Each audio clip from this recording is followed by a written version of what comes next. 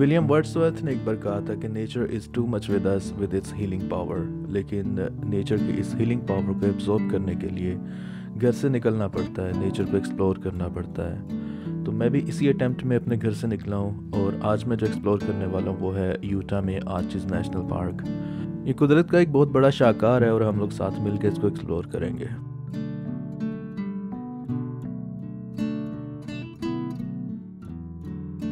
आर्चिज़ national park America की रियासत Utah में मोएब से तकरीबन 20 मिनट की ड्राइव पे है।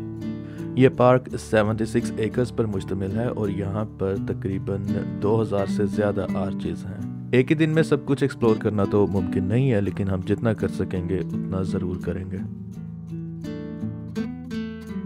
बाज़ औक़ात आर्चिज़ नेशनल पार्क बहुत ज़्यादा बिजी हो जाता है तो यहाँ पे एक रिजर्वेशन सिस्टम शुरू कर दिया जाता है। यहाँ आने से एक दिन पहले इन्हें फ़ोन करके या ऑनलाइन जाकर एक रिजर्वेशन बनानी पड़ती है, जिसमें आपको ये टाइम की एक विंडो देते हैं जो सिर्फ 30 मिनट की होती है। मैंने रिजर्वेशन बनाई थी तो मुझे सिर्फ 6 बजे से 6:30 बजे तक की विंडो मिली थी। मुझे इन 30 मिनट्स के अंदर ही पार्क में एंटर होना है, otherwise I will not be allowed to and I will have to come back at 4 in the evening। तो मुझे बहुत सुबह यहाँ पे आना पड़ा था।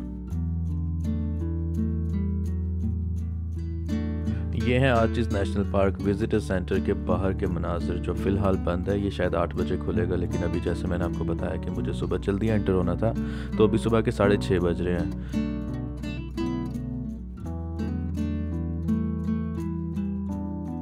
अभी मैं ऑफिशियली पार्क में एंटर हो चुका हूँ। ये मेरा भी फर्स्ट टाइम है इस पार्क में और मेरा इरादा है कि सबसे पहले मैं जहाँ पे विंडोज़ आर्चिज़ हैं वहाँ पे जाके स्टॉप करूँगा, लेकिन अगर रास्ते में मुझे कोई व्यू पॉइंट मिल जाते तो डेफिनेटली मैं वहाँ रुकूँगा और कुछ फुटेज बनाऊँगा और आपके साथ शेयर करूँगा।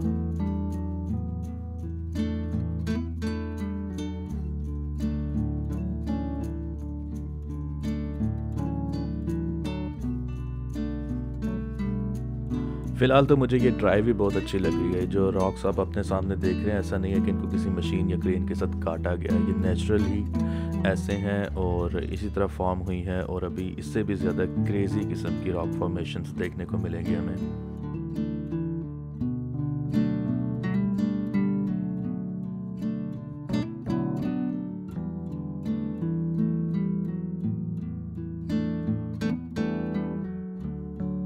ये मैंने अपना पहला स्टॉप किया भी आर्चिज़ नेशनल पार्क में और बहुत ही मज़े का व्यू है, जैसे कि आप ये देख सकते हैं।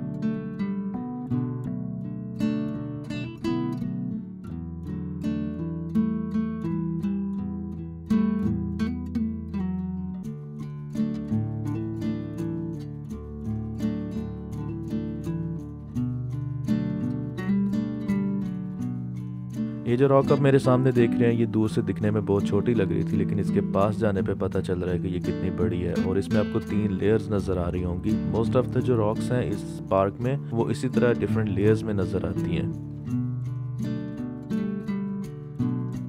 जियोलॉजिकली स्पीकिंग इन रॉक्स को इस तरह की शक्ल में आने में मिलियंस ऑफ ईयर्स लगे हैं, जिसमें पानी का किरदार भी है, हवा का किरदार भी है और बारिशों का किरदार भी है।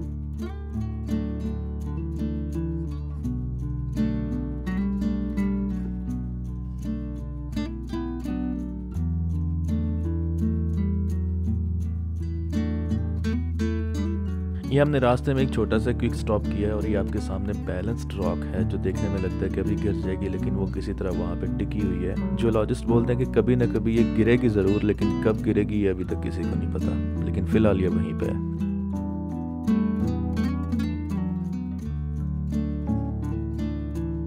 यह है विंडोज़ आर्च का पहला व्यू, जहाँ पे मैं अपना पहला स्टॉप करना चाह रहा था और यहाँ पे मेरा एक लंबा स्टॉप होने वाला है, क्योंकि मैं वॉक करके या हाइक करके, जो भी आप इसको कहना चाहें, आर्च तक जाऊँगा।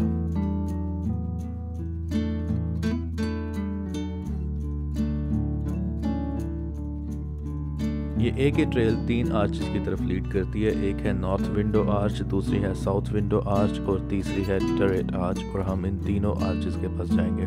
लेकिन सबसे पहले हम जाएंगे नॉर्थ विंडो आर्च पे।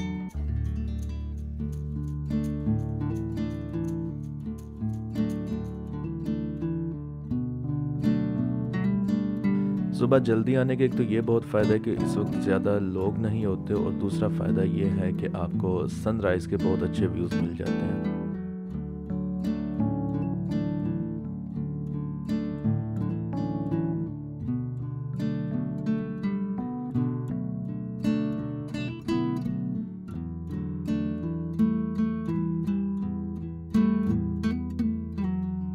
बाकी सब आर्चेस और रॉक्स की तरह ये भी दूर से देखने में बहुत छोटी लगती है, लेकिन ये इतनी छोटी नहीं है। This arch is actually 51 feet high and 93 feet wide.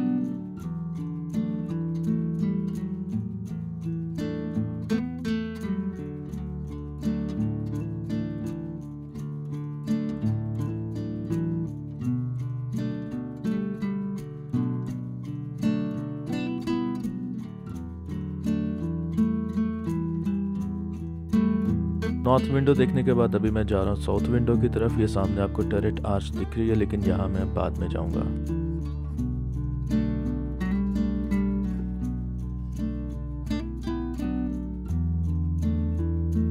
ये है south window arch. Unlike the north window arch, यहाँ पर वॉक करके ऊपर नहीं जाया जा सकता। सो आई वुड से कि I like the north window arch more than this one.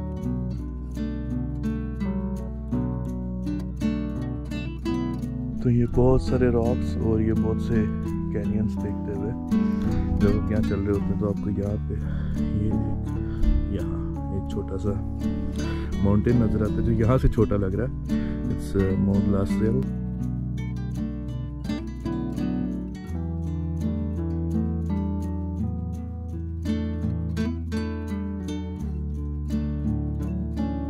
ये विंडो आर्चेस की बैक साइड है और यहाँ से इनकी पिक्चर्स बहुत अच्छी आती हैं, इसलिए मुझे यहाँ पे आना था। और यहाँ से आप दोनों आर्चेस एक साथ देख सकते हैं।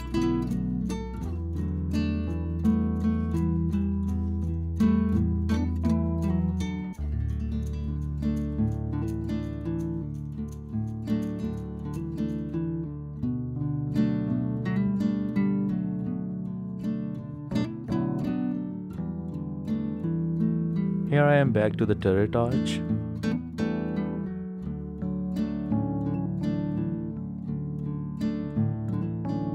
टर्रेट आर्च के बाद अभी मैं डबल आर्च की तरफ जा रहा हूँ और इसकी एक छोटी सी ट्रेल है। हमें पार्किंग से गाड़ी निकालनी नहीं पड़ी, सेम पार्किंग से ये भी ट्रेल निकल रही है और it's half a mile back and fourth है गैस। और रास्ते में मुझे जो भी व्यूज़ दिखेंगे वो मैं कैप्चर करता हुआ जाऊँगा।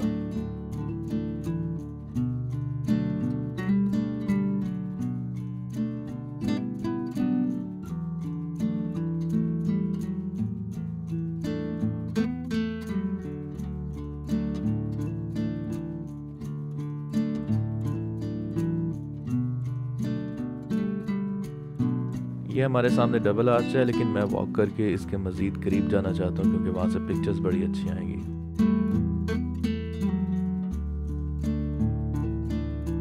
यहाँ पे आर्च के अंदर खड़े हुए लोगों को देख के आपको अंदाज़ा हो रहा होगा कि ये आर्च कितनी बड़ी है। थोड़ा मुश्किल था, लेकिन मैं थोड़ी हिम्मत करके थोड़ी कोशिश करके इस आर्च के अंदर पहुँच चुका हूँ।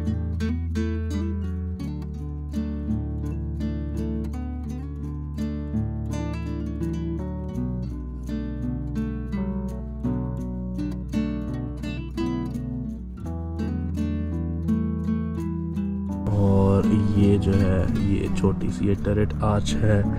यहाँ पे आई थिंक ये नॉर्थ या साउथ दोनों में से कोई एक विंडो भी दिख रही है जहाँ भी हम थोड़ी देर पहले थे। और यहाँ पे हमने अपनी गाड़ी खड़ी की हुई है।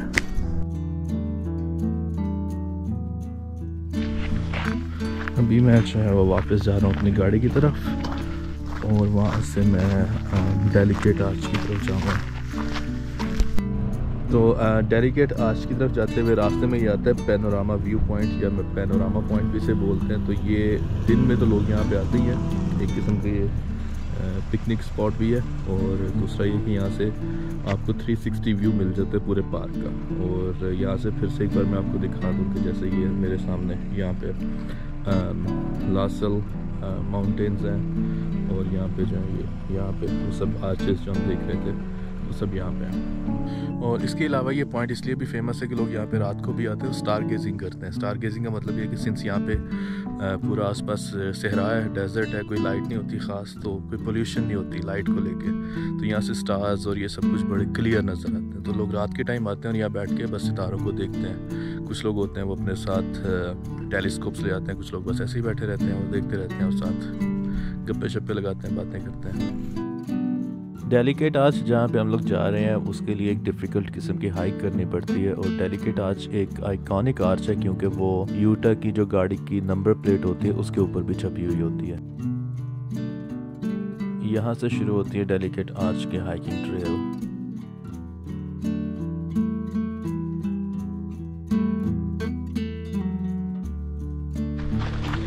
यहाँ लिखा हुआ है हिस्टोरिक बिल्डिंग नो एंट्रिंग और क्लाइंबिंग। तो जाके देखते हैं कि ये हिस्टोरिक बिल्डिंग है क्या है, इसकी हिस्ट्री क्या है इस बिल्डिंग की। यहाँ पे एक छोटा सा रेंज जैसा भी नज़र आ रहा है, जैसे अस्तबल होता है या किसी जानवर को रखा जाता है।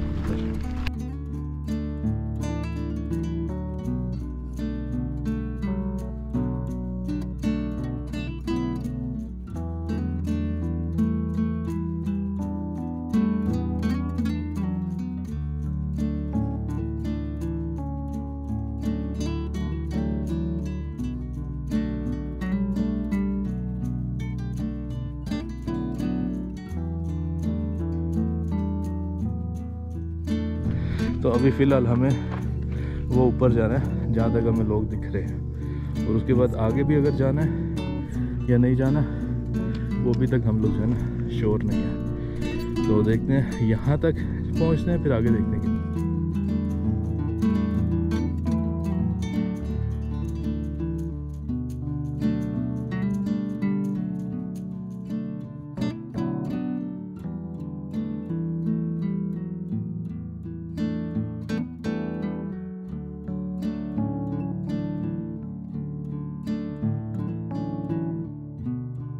So I'm just sitting here under this small shady tree just to take a break, and then I'll just go ahead and climb the rock.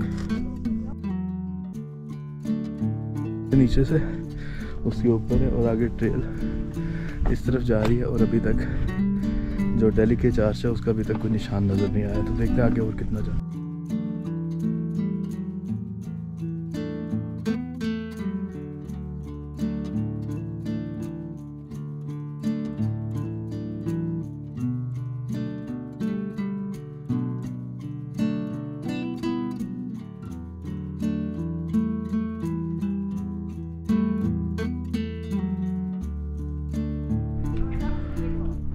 Pure जैसे मार्स नहीं होता, बस बीच में ट्रीज हैं, that's it.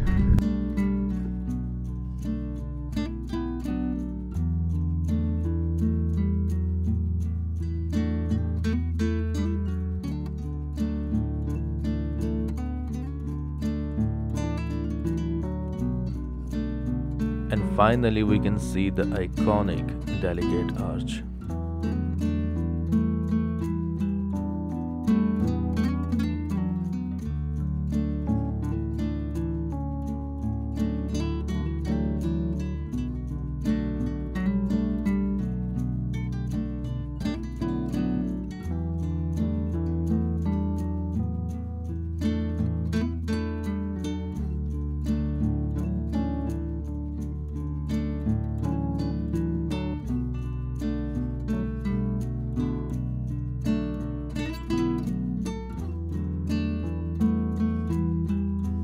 डेलीकेट आर्च पे थोड़ा वक्त गुजारने के बाद वापस जाते हुए मुझे ये ख्याल आया कि इस पूरी हाइक के दौरान ना तो मुझे कहीं पे कोई दिल बना हुआ दिखा, ना मुझे कहीं पे किसी का नंबर लिखा हुआ दिखा, ना इन रॉक्स पे मुझे कहीं पे किसी का नाम लिखा हुआ दिखा। तो या तो इन लोगों को, यहाँ के लोगों को पता नहीं है कि आर्टिस्ट्री क्या होती है, पेंटिंग क्या होती है, या फिर हम लोग कोई ज़्यादा सियाने हैं कि हमें हर जगह अपनी छाप छोड़नी होती है।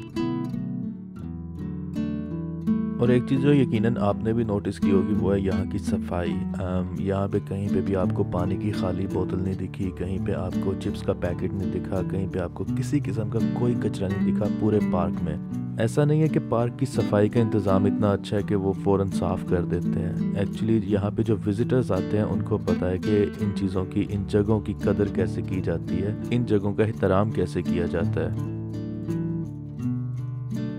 हमें भी हमारे दीन ने सिखाया कि सफाई निस्फ़ ईमान है, तो हमें भी ये चाहिए कि हमारे मुल्क में, पाकिस्तान में जो सियाहती मकामात हैं उनकी सफाई का ख़ास ख्याल रखा जाए।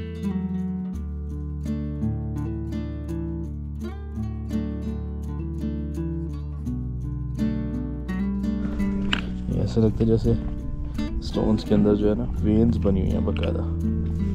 It's all natural. और फिर मैं इस बात पे हैरान हो रहा था कि आपको दिख रहा है ये चट्टान है, बिल्कुल चट्टान है ये प्योर, और चट्टान के अंदर प्लांट्स भी हैं और ट्रीज भी हैं। तो डेलीगेट आज की हाइक के बाद मैं अभी वापस पहुंचा हूँ। अभी हालत ख़राब हो गई है मेरी। इसके बाद अभी मैं मैप देखूंगा पार्क का, उसमें देखता हूँ मुझे कुछ और मिलता है। अगर कुछ जो पॉइंट ऑफ इंटरेस्ट हो, जो मेरे इंटरेस्ट का भी और मुझे लगे कि दैट्स वर्थ इट, तो मैं यहाँ पे स्टे करूँगा, हाइक या जो भी हो वो करूँगा। अगर कुछ नहीं मिलता है तो मैं मोएब की तरफ जाऊँगा, जो यहाँ पास एक टाउन है, और वहाँ पे कुछ लंच वगैरह या कुछ खाने पीने को मिले तो वो खाना खा के फिर बाकी का सफ़र जारी करेंगे। 6:30 पे पार्क में एंटर हो गए थे दोस्तों। कोई लाइन नहीं थी, कोई ट्रैफिक नहीं थी, तो बहुत ईजी हुआ हमारे लिए। लेकिन अभी जिस टाइम हम लोग पार्क से निकल रहे हैं तो भी लाइन चेक करें आप। मतलब अगर हम लोग थोड़ा लेट आते तो ये यहाँ गर्मी में लाइन में लगे हुए होते हम लोग। लो जी, ये है वो चट्टान जो हम लोग चढ़ के आए थे, और अभी इसी चट्टान से उतर के तो वापस नीचे जा रहे हैं। हाँ, गिरने वाला था, बच गया।